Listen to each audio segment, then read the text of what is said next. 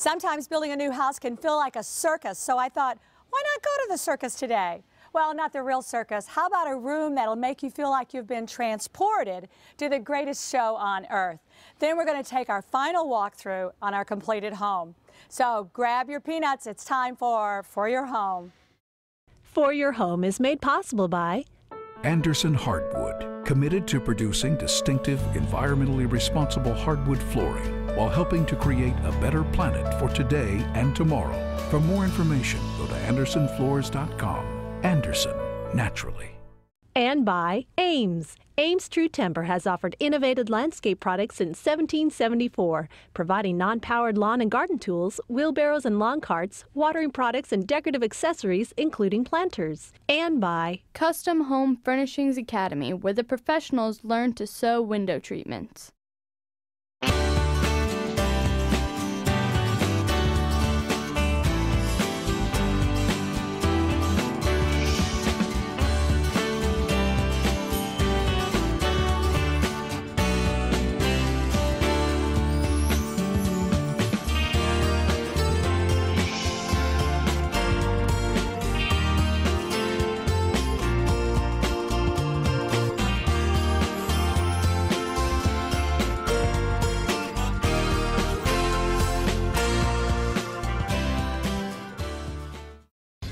This is the last show in our 9-part series about decisions you have to make if you're going to be building a custom home. I've really had a great time. I've learned a lot and made a lot of new discoveries. It seems impossible that just 9 short, or maybe sometimes long months ago, we stood in the middle of an empty lot dreaming about what this home would look like.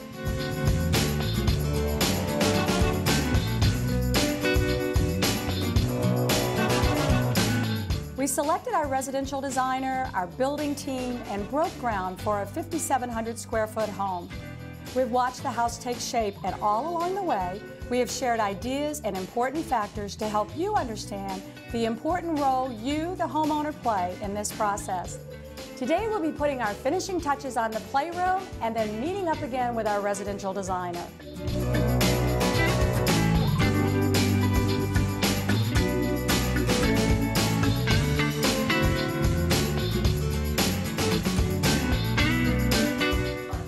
I've saved the best part for last, and that's the children's playroom. We originally weren't even going to finish out this area, but then we decided why not take advantage of the space over the garage and finish it out and create a great play space. Then I think from that concept we kind of went wild. But I'm not going to take all the blame for going wild because it's really this lady's fault.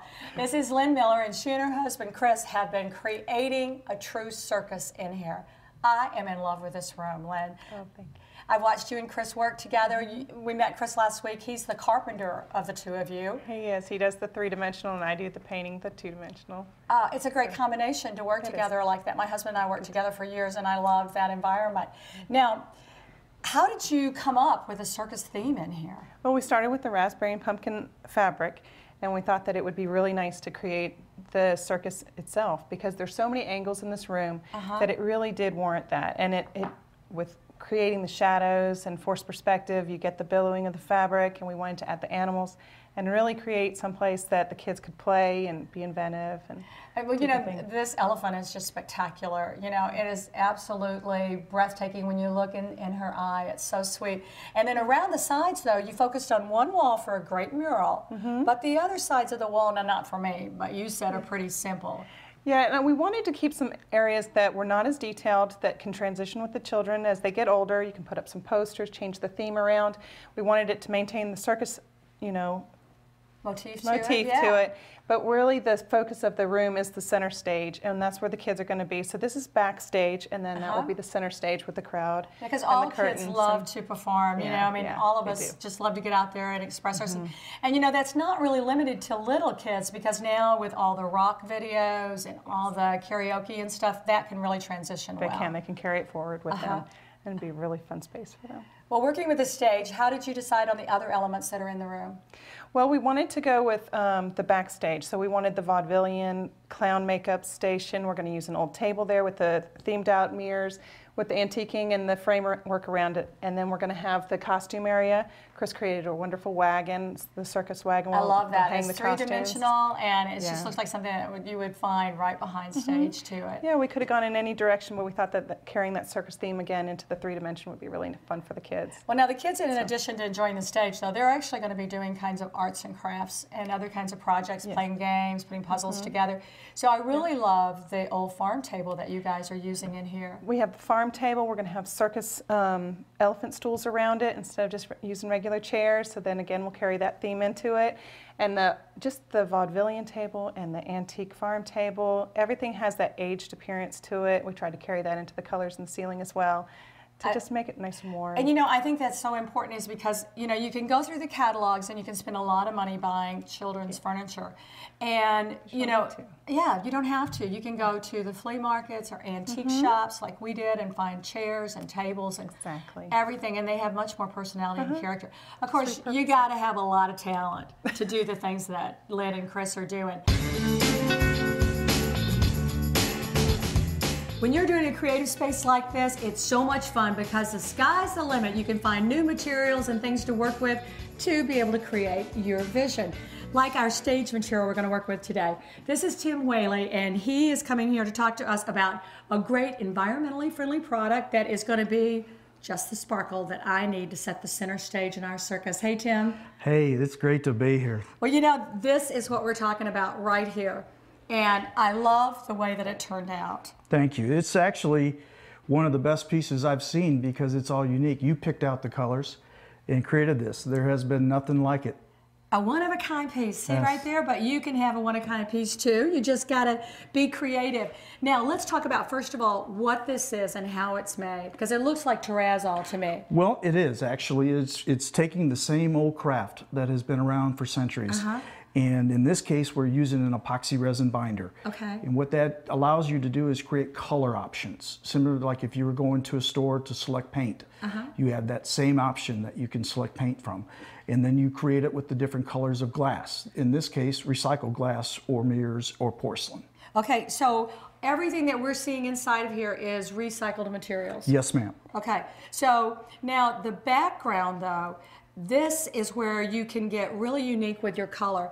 And can you actually match any color on this spectrum? Like if I sent a paint chip to you? That's the unique thing. So we get that all the time from designers, homeowners, developers that have a theme that they're trying to match with a certain background. It could be a school color. It could be a mascot color, whatever they have. It could be a circus. It could be a circus, just like this. So that's where you want to start, is that theme first before you get into the mixing of your glass. All right, well, I wasn't that creative. I just, you know, picked out a standard color of resin background for my project. But then the thing that I found confusing was to look at the glass and try to kind of figure out what it was. Yeah. So I picked out my first color choices, and this was it right here. They created a sample for me and sent it off for me to inspect and approve because everything is custom made, correct? Yes, ma'am. So I looked at that and I said, that's not going to work. That's not the colors we want. So the next step you said, Vic, just order some chips and kind of play around with them. So what kind of glass are these from? Well, what you have here, and we offer different types of recycled glass that are common in the industry today. You think of blue, cobalt blue, you think of beer bottle browns or clears or wine glass bottle. Here, respectively, you've got stained glass, which is really marvelous because it has some real vivid looks to it. You have green glass that you see in the industry from different types of bottles. Your automobile glass, which is actually for your front windshield. So we have that combination here, sitting here, but on these samples we've got some different variations with mirror, recycled porcelain, and also the side. Now recycled porcelain, he's just saying that really mildly, but it's really recycled toilets, correct? Yes, ma'am. It's toilets, tubs, and sinks, whatever we can find and crush down. So it's. So it keeps them out of the landfill and creates a beautiful product. Absolutely. Well, you know, I'm a great wine lover, so of course I ended up with the wine bottles in mine. But I also had you put mirror in here because this is a stage and we're going to have lights on it. So it'll sparkle. But the benefit that I got that I didn't know I was going to get is it's reflecting back our colors of our tent and our walls, and of course when the costumes, when people are up here playing, it will be a great reflection of that. I think in combination with that, it'll also dance on the floor. So if they're moving around on the floor, it'll actually create different images. All right, it's environmentally friendly because we're recycling, but how about, you know, like bacteria, cleanability, those kind of factors? The beauty of glass is that it's a very inert product. Nothing really wants to stick to it, so you can basically, soap and water will be able to clean it. You do not have to use any kind of harsh chemicals to do it. Epoxy's the same way. It's one of the best inhibitors for not having any types of oils and different types of stains into it. So you've got two combination of products that and that's really perfect perform. for here because this is a kid's playroom. Absolutely. And so if they spill paint or Kool-Aid or whatever, it's just going to wipe up and come clean. right up. So I love that about it. I love the fact you can get your designer colors and have something that's unique just to yourself in the project. Well, we have got a lot of creativity going on in this room. Not only Chris and Lynn and Tim are creative, but I had to put in my own little touch of creativity. Take a look at the clown chair that I created for this space.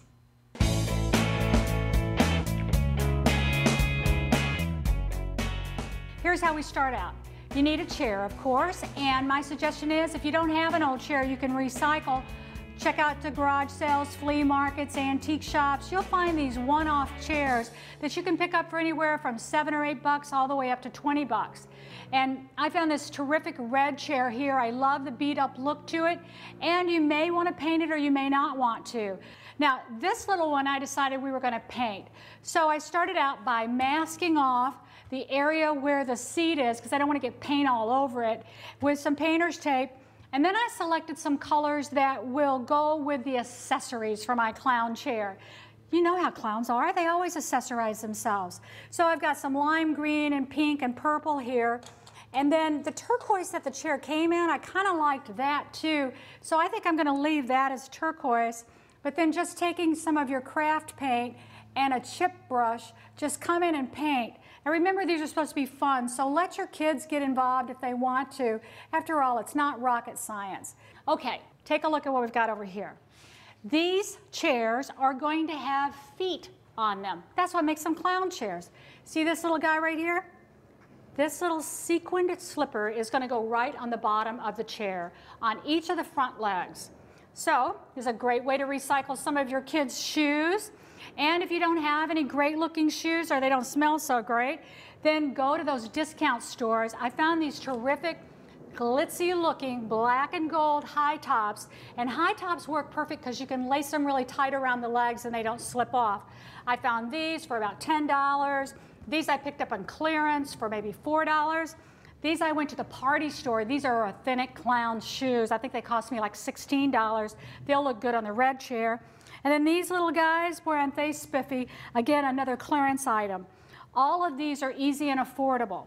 Socks. You're going to need to find some really exciting socks to work with them. The red and white stripe, anything that kind of looks like a clown in your mind, that's where you want to go with it. So let's take these and put them onto our chair right here. Okay, so that's going to go right there. We're going to take our polka dotted socks and we're simply going to raise our chair up, just like putting the socks on your feet. We're going to put them on there. Leave enough at the foot that it can reach all the way down in the shoe, so we have it like in that kind of fashion. Try them out beforehand. Make sure that you're really happy with the way that it looks. Then we want to take some fiber fill, and we're going to come in and we're going to stuff this sock. We want it to look like there's really a foot in there. So stuff that down into that area. Okay, see the idea? See what we're working for here? This is the look we want to go. Now, once you're happy with it and you've got the stuffing all in place, there's two different ways to attach your shoe to the leg of your chair. One way is to take wood glue, put some glue on the bottom of the leg and in the bottom of the shoe, just saturate it because we really want it to get all oozed through into the material. The way that I like to do it, though, is to simply take a nice wood screw like this or drywall screw, and I'm going to just put this, turn this over to the bottom, set it up on the top, and just drill a hole right through the bottom and put this all the way through. Then it's really going to be securely attached to the shoe or to the lag of the chair. Then when your kids play with it, move it all around, the shoe is going to stay put a lot better. Now we get to accessorize even more, because the top of this would look kind of boring if we didn't do something with it. So, of course, I've assembled some other items. It would look great with maybe some daisies sticking out of the top. You can just use a little drill and drill a hole, match up the size of your drill bit with whatever you're putting into it. We could put 2 different colors of flowers at the top of this chair if we wanted. Or, if you're doing a pirate chair, maybe a parrot would be real fun to perch on the top of it. Somebody that's a little more sparkly, like maybe that red chair, these little guys would look great shooting out the top of it. Or maybe a little red lollipop coming out the top. As you can see, there's really no limit to the kind of things that you can combine to create some really fun looking chairs.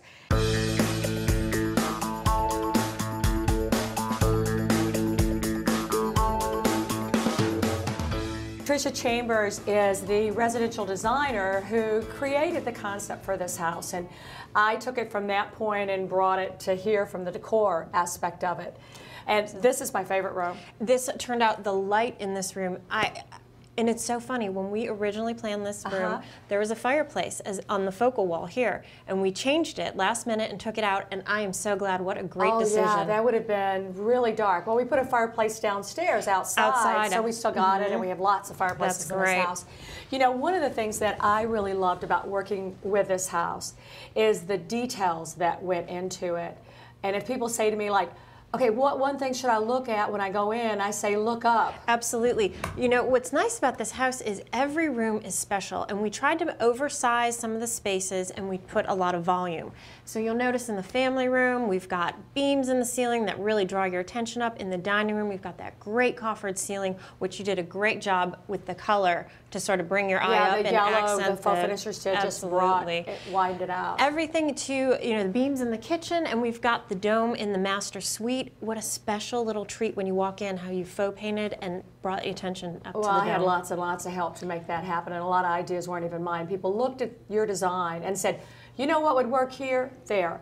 And that's the real secret about building a custom home is, you know, we talked about when you were on the show last time about building your team, your designer, your builder, your interior designer.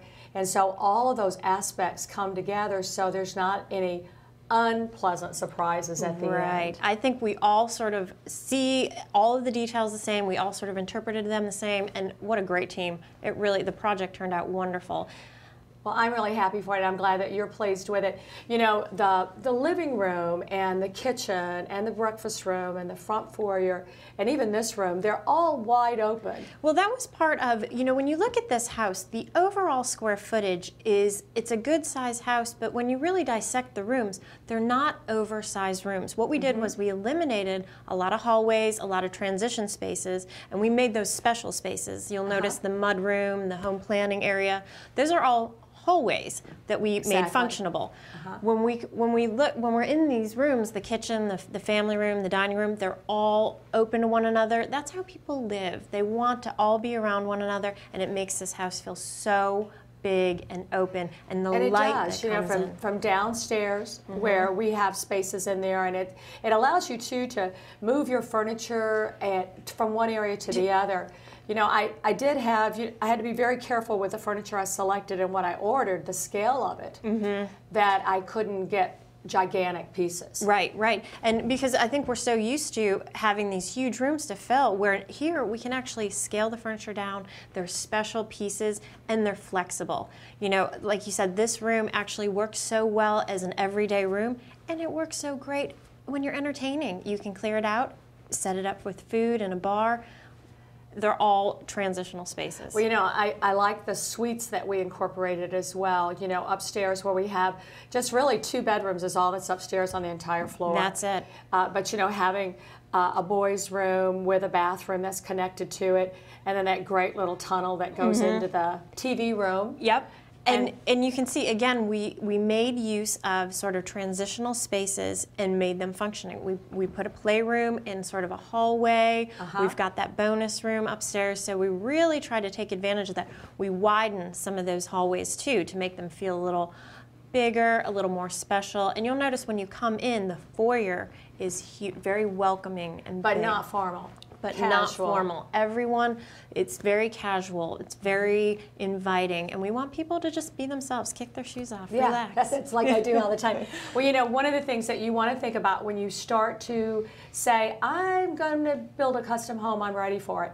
The real money that you spend up front with building your team and putting together your people, especially your residential designer, is going to be the best money you spend, because just as Tricia was talking about, all of these concepts, all of these ideas, they don't happen by accident. They happen because you sit down and you say, this is how my family lives, this is what we want, and then they put it together for you. And then we put it together, and we plan it out. And you know, it's like going on a trip without a roadmap. We want to have everything set out before we start, so that the team, it's a flawless transition between the members of the team. Well, thank you for giving me such a great design to interpret. I had a great time doing it. Oh, and it looks like it. You've done just a great job. Oh, thank you, Tricia. I really love it. Well, you know, Tricia and I have already toured the house, but you haven't.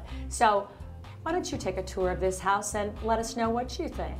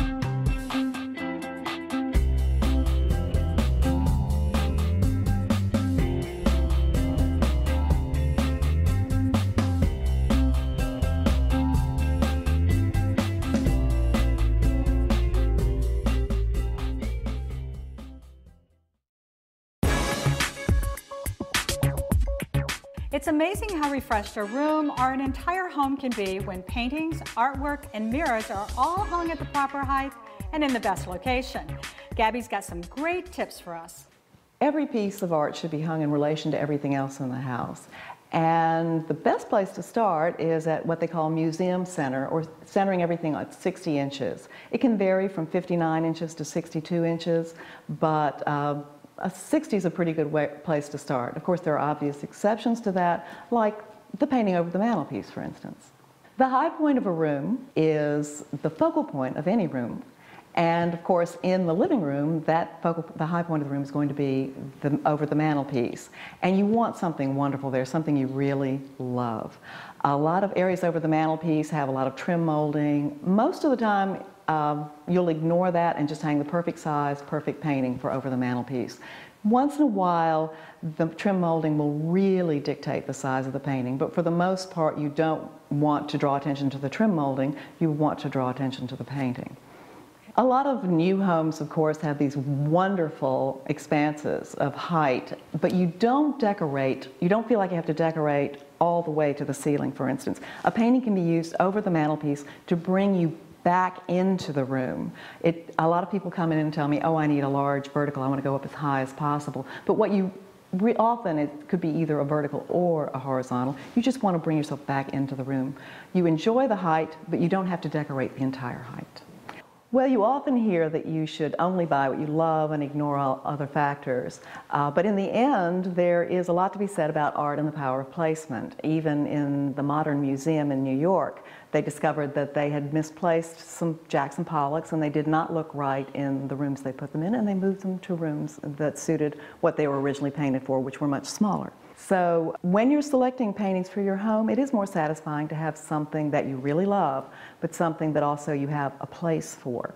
When we selected the paintings for the bedroom, we wanted something as soothing as possible. The artist we chose, Henry Barnes, his paintings are warm and cool at the same time. The blue-green tones are very soothing, and reviewers have often described his work as the most soothing work they've seen. So it couldn't be more perfect for a bedroom.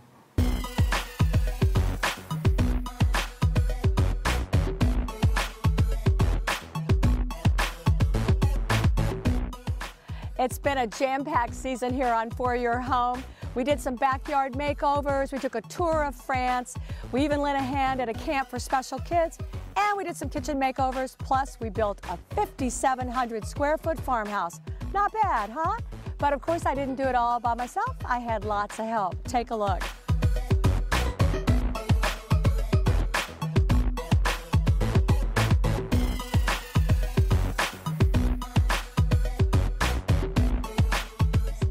I could never have done it without all of them, and most importantly, without you. See you next time right here on For Your Home. If you would like additional information about today's guests or project ideas, please visit us on the web at foryourhome.com. We will do our best to help you out.